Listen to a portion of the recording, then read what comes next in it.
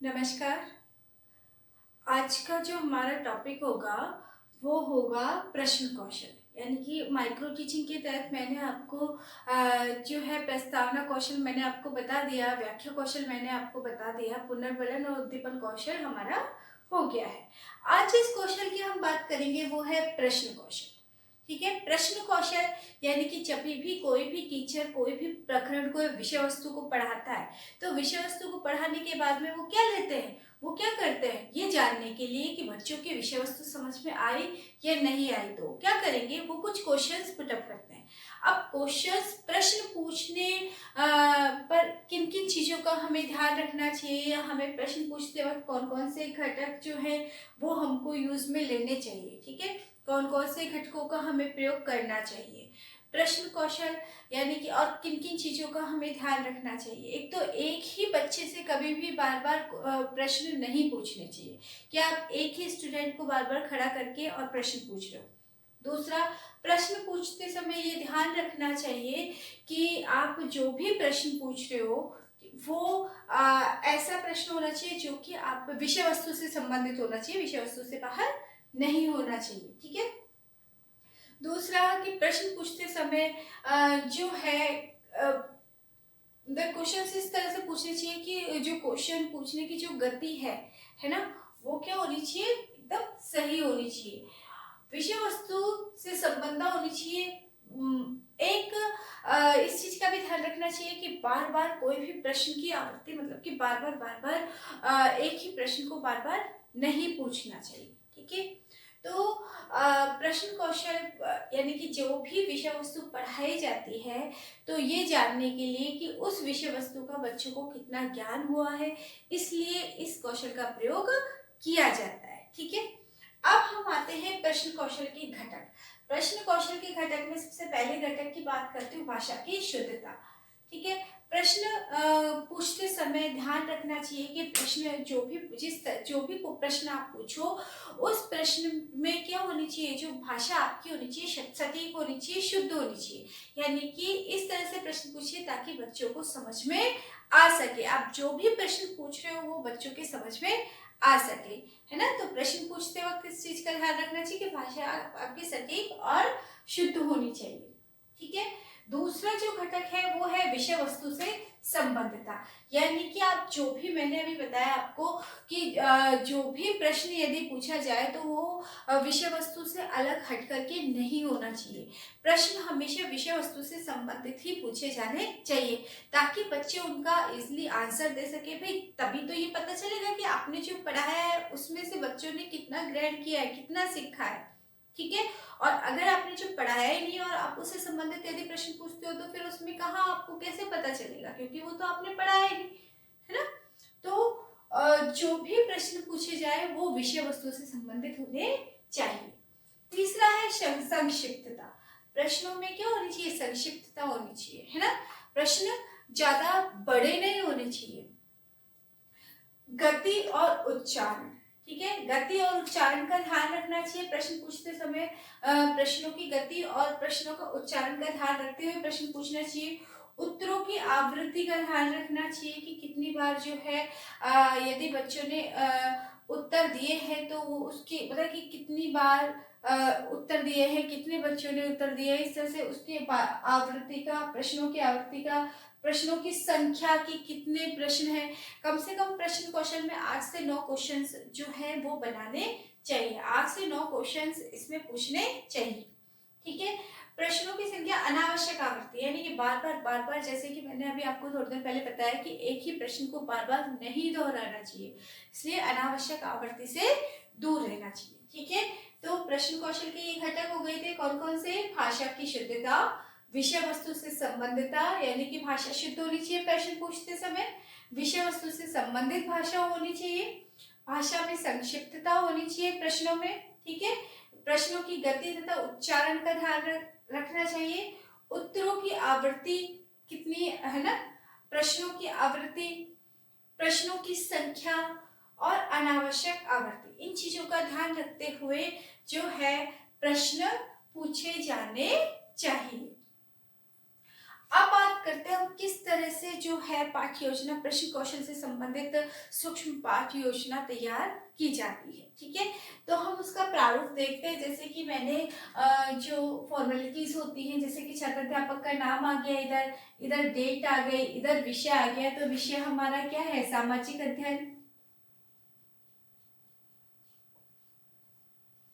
ठीक है, ये हमने ले लिया क्या, विषय है ना। प्रकरण हमने क्या लिया है, पर्यावरण।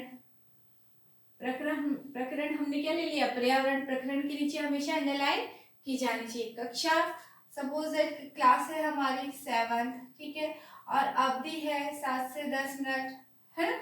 जो भी वैसे होनी तो 6 से 7 मिनट चाहिए, ठीक है, तो 10 मिनट तक हो सकती है। ये हमने अवधि ले ली। अब यहाँ पर कितने कॉलम बने हैं, 4 कॉलम बने हैं। 4 कॉलम में पहला कॉलम विषय वस्तु। विषय वस्तु में क्या है कि जो भी टॉपिक है, जो प्रकरण जैसे पर्यावरण है, तो उसको टीचर पहले तो क्या है, विषय वस्तु को, कोई भी प्रकरण है उसको एक्सप्लेन करेंगे, है ना।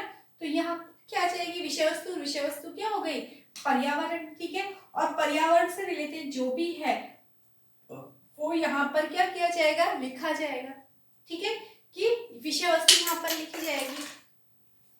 ठीक है, इसके बाद में हम आते हैं छात्राध्यापक क्रिया में। तो छात्राध्यापक क्रिया में ये हमने पर्यावरण का, एक जो टीचर है उसने, शिक्षक ने पर्यावरण टॉपिक के बारे में पढ़ा दिया बच्चों को। ठीक है, पढ़ाने के बाद में इन सब चीजों के बीच में इस चीज का ध्यान रखना है कि हमारे पास टाइम कितना है ना। टाइमिंग का विशेष तौर पर ध्यान रखना है। छात्राध्यापक क्रिया में प्रश्न जो है पहले हमारे चारों ओर क्या है। ठीक है, जैसे कि टीचर ने पूछा, पढ़ा दिया, पर्यावरण टॉपिक पढ़ा दिया। ठीक है, उसके बाद में जो है छात्राध्यापक द्वारा प्रश्न पूछा जाता है बच्चों से, है ना, कि हमारे चारों ओर क्या है, हमारे चारों ओर क्या है। तो बच्चे क्या जवाब देते हैं, पेड़, हवा, पानी, बाग, बगीचे आदि। ठीक है, यानी कि जो पढ़ा दिया उसमें से क्वेश्चन जो है बच्चों से किए जा रहे हैं छात्राध्यापक द्वारा। दूसरा प्रश्न जैसे पूछा कि परिशब्द का क्या अर्थ है, तो विद्यार्थी क्या हो जाते हैं, निरुत्तर रहेंगे। जैसे कि मान लो मैंने ये इसलिए डाला है कि कई बार ऐसा नहीं है कि बच्चे जो है, बच्चे हर क्वेश्चन का जवाब बच्चे दे सकते हैं। कई बार ऐसा होता है कि बच्चों की जो है समझ में नहीं आता है, तो बच्चे की इसका आंसर क्या होगा, तो वहां पर बच्चे जवाब नहीं दे पाते हैं ना। तो ऐसी स्थिति में क्या होता है कि यहाँ पर तो हम लिख देंगे कि विद्यार्थी निरुत्तर रहेंगे, लेकिन टीचर का क्या काम होता है, टीचर को बताना होता है कि परिशब्द का मतलब क्या होता है, परिशब्द का मतलब क्या होता है ना। तो टीचर क्या करेगा, टीचर बताएगा कि परिशब्द का मतलब क्या होता है। ठीक है, उसके बाद में आता है, फिर चलो यहाँ पर विद्यार्थी क्या रहे, निरुत्तर रहे। इसके बाद में तीसरा नेक्स्ट जो क्वेश्चन पूछते हैं छात्राध्यापक के द्वारा कि आवरण शब्द का अर्थ क्या है। परिशब्द का अर्थ नहीं बता पाए, और परिशब्द का अर्थ यदि बच्चे नहीं बता पाएंगे तो उसको कौन बताएगा, टीचर के द्वारा बताया जाएगा। अब आता है आवरण शब्द का अर्थ क्या है, तो बच्चे क्या बोलेंगे, आवरण शब्द का अर्थ तो ढक्कन या आकार होता है। ठीक है, फिर परि और आवरण मिलकर के कौन सा शब्द बनाते हैं। ठीक है, इस तरह से पर्यावरण जो भी विषय वस्तु से संबंधित क्वेश्चंस यहाँ पर पूछे जाते हैं, विषय वस्तु है हमारी पर्यावरण, उससे संबंधित क्वेश्चंस यहाँ पर पूछे जा रहे हैं। तो परि और आवरण मिलकर के क्या बनता है, पर्यावरण मिलता है। पेड़ पौधे हमें क्या देते हैं, फल, लकड़ी, छाया, सब्जी, जो भी है ना। मैं सिर्फ आपको थोड़ा सा कि आपकी समझ में आ जाए इसलिए मैं आपको बता रही हूँ। अधिक पेड़ पौधे से हमें क्या लाभ है, अगर अधिक पेड़ पौधे लगाए जाएंगे तो हमें क्या मिलती है, हमें शुद्ध हवा मिलती है, हमें ऑक्सीजन मिलती है ना, और जो हमें जीवन के लिए बहुत ज्यादा जरूरी है।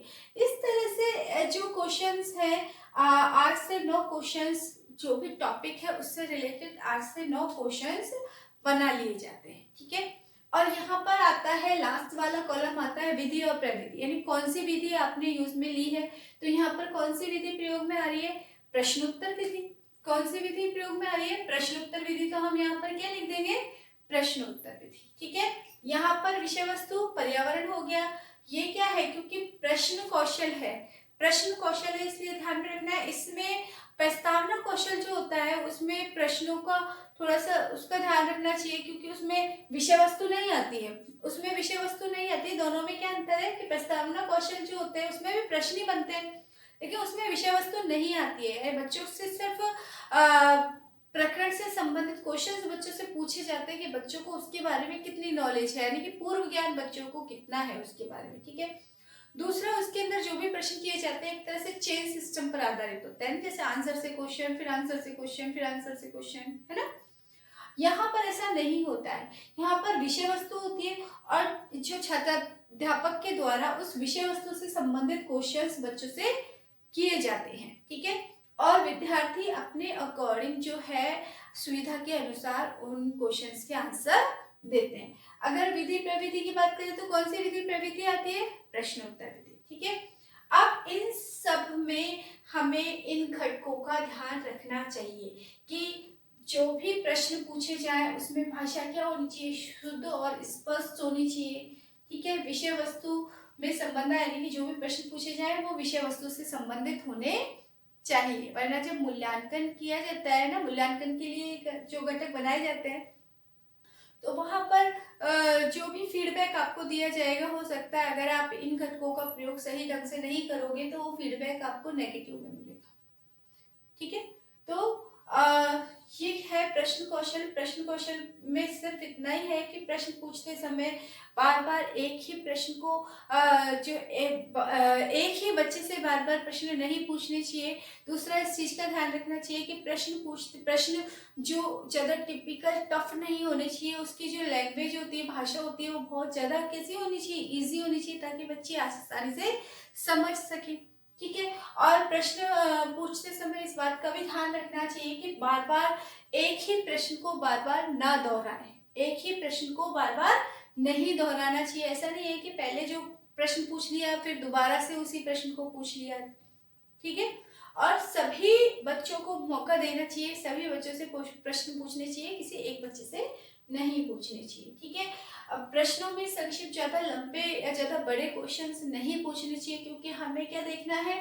हमें ध्यान रखना है समय का, और समय हमारे पास में माइक्रो टीचिंग में बहुत कम होता है, और इस समय को देखते हुए ही हमें इसी समय का हमको यूज करना होगा कि इतने समय में हम किस तरह से हमारी जो स्किल है उसको हम कंप्लीट कर सकते हैं, ठीक है। तो ये हमारी कौन सी स्किल थी? प्रश्न कौशल स्किल। प्रश्न कौशल का महत्व क्या है? ठीक है, तो सबसे पहले है छात्राध्यापक अंतः क्रिया करके अपने शिक्षण और अधिगम को प्रभावी बनाते हैं, ठीक है। तो शिक्षण अधिगम कैसे शिक्षण भी प्रभावित होगा, ठीक है, प्रभावी होगा, और अधिगम में यानी कि शिक्षक का शिक्षण स्तर जो है वो क्या होगा? प्रभावित होगा, ठीक है।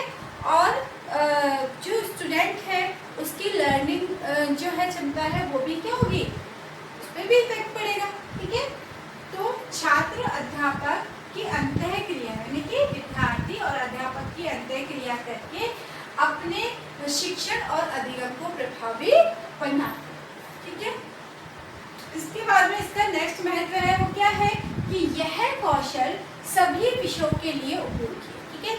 कोई सा भी सब्जेक्ट हो, हर विषय के लिए प्रश्न कौशल जो है वो बहुत उपयोगी होता है, ठीक है। बालक के ज्ञानात्मक, भावात्मक और क्रियात्मक पक्ष का विकास प्रश्न कौशल के द्वारा बालक के ज्ञानात्मक पक्ष का, भावात्मक पक्ष का और क्रियात्मक पक्ष का विकास किया जाता है। इसके बाद आता है बालक की तर्क व चिंतन शक्ति, क्योंकि यदि बच्चों से प्रश्न किए जाएंगे अध्यापक के द्वारा, ठीक है, तो बालक की क्या है? चिंतन करने की शक्ति और तर्क करने की शक्ति बच्चे की क्या होती है? विकसित होती है, डेवलप होगी, ठीक है। किए गए शिक्षण कार्य का मूल्यांकन करने के लिए, ठीक है, जो भी शिक्षण कार्य अध्यापक के द्वारा करवाया जाता है तो वो बच्चों की कितना समझ में आया या नहीं आया, बच्चों ने उसमें कितना ग्रहण किया, ये सब कुछ जानने के लिए अध्यापक के द्वारा क्या किए जाते हैं? प्रश्न किए जाते हैं। जो भी टॉपिक उनके द्वारा पढ़ाया जाता है उससे संबंधित प्रश्न किए जाते हैं, ठीक है। और उन प्रश्नों के जो है उत्तर बच्चे देते हैं, है ना। और इससे क्या होता है? इससे जो है बच्चे का मूल्यांकन, जो भी शिक्षण कार्य करवाया जाता है उसका मूल्यांकन आसानी से किया जा सकता है, ठीक है। छात्रों में अपने विचारों को शाब्दिक रूप प्रदान करने की योग्यता प्रश्न कौशल के जरिए, यदि जब विद्यार्थी अपने तरीके से कोई भी क्वेश्चन का तो जब आंसर देते तो बच्चों के अंदर क्या होता है, अपने विचार और शाब्दिक, यानी कि अपने विचारों को वो क्या करते हैं, शाब्दिक, यानी जब भी कोई आंसर वो देते हैं तो अपने विचारों को शाब्दिक रूप में प्रकट करते हैं। तो ये जो योग्यता है उनके अंदर विकसित होती है विद्यार्थियों के अंदर, यानी कि अपने विचारों को शाब्दिक रूप देने की योग्यता विद्यार्थियों के अंदर विकसित होती है। इसके द्वारा, प्रश्न कौशल के द्वारा विकास शिक्षण में विद्यार्थियों की भागीदारी बढ़ाने हेतु उपयोगी। यदि हम जो है एक शिक्षक के द्वारा यदि जो भी टॉपिक पढ़ाया जाता है उससे संबंधित यदि बीच बीच में प्रश्न पूछ लिए जाए तो इससे क्या होता है, बच्चे की लर्निंग कैपेसिटी होती है, बच्चे की अधिगम करने की जो क्षमता होती है वो भी बढ़ती है ना। प्लस बच्चों के अंदर एक जो है खुद का भी बच्चा मूल्यांकन कर, बालक मूल्यांकन कर सकता है, टीचर भी मूल्यांकन कर सकता है, एक अध्यापक भी मूल्यांकन कर सकता है कि उसने कितना पढ़ाया है ना, उसमें बच्चों ने कितना ग्रहण किया। ठीक है। दूसरा कि हम ये कह सकते हैं कि बच्चों के अंदर तर्क करने की शक्ति, चिंतन करने की जो प्रवृत्ति होती है वो भी बच्चे के अंदर विकसित होती है। ठीक है। तो ये क्या है, ये प्रश्न कौशल के महत्व है। कौन कौन से, छात्र अध्यापक अंतःक्रिया करके अपने शिक्षण और अधिगम को प्रभावी बनाते हैं। यह कौशल सभी विषयों के लिए उपयोगी होता है। बालक के ज्ञानात्मक, भावात्मक व क्रियात्मक पक्ष का विकास होता है। बालक की तर्क एवं चिंतन शक्ति विकसित होती है। किए गए शिक्षण कार्यों का मूल्यांकन करने के लिए यह उपयोगी होता है। छात्रों में अपने विचारों को शाब्दिक रूप प्रदान करने की योग्यता जो है विद्यार्थियों के अंदर आती है। ठीक है। शिक्षण में विद्यार्थियों की भागीदारी बढ़ाने के लिए उपयोगी होता है। तो ये हमारा हो गया आज प्रश्न कौशल। तो कौन कौन सी स्किल्स आपकी हो गई, मेरे ख्याल से आपके समझ में तो आ रही है ना। और आप लोग इसके साथ साथ आप प्रैक्टिस जरूर करना। ठीक है। जो भी बीएड के, एसटीसी के स्टूडेंट्स हैं, बीए बीएड के स्टूडेंट्स हैं, बीएससी बीएड के स्टूडेंट्स हैं, ठीक है, इस चीज़ का ध्यान रखना क्योंकि माइक्रो टीचिंग जो होती है वो माइक्रो टीचिंग आपके सिलेबस का एक बहुत ही इम्पॉर्टेंट पार्ट है। हम ये कह सकते हैं कि जो एक टीचर के अंदर इंटर्नशिप पे जाने से पहले एक टीचर के अंदर जो स्किल्स होनी चाहिए ना, एक वास्तव में एक टीचर के अंदर जो जो गुण होने चाहिए, जो जो स्किल्स टीचर के अंदर कौशल जो है होने चाहिए, वो सारे कौशल की एक तरह से ट्रेनिंग दी जाती है माइक्रो टीचिंग के तहत। ठीक है। ताकि जब आप इंटर्नशिप के लिए जाओ तो आपको किसी तरह की कोई प्रॉब्लम ना हो। तो ये एक कहते हैं बहुत ही अहम, बहुत ही इम्पोर्टेंट पार्ट है ये आपकी ट्रेनिंग का। तो इस पर थोड़ा सा आपको ध्यान देना होगा। ठीक है। तो मेरे ख्याल से जो प्रश्न कौशल आपकी समझ में आ गया होगा। प्रश्न कौशल के बाद में जो हमारा कौशल होगा वो होगा शामपट, यानी ब्लैक बोर्ड, शामपट कौशल, ब्लैक बोर्ड। ठीक है। तो अगर कहीं भी कोई भी डाउट है, कोई भी प्रश्न आपको पूछना है तो आप लोग पूछ सकते हो बेझिझक। तो आज के लिए इतना ही काफ़ी है। Have a nice day, take care.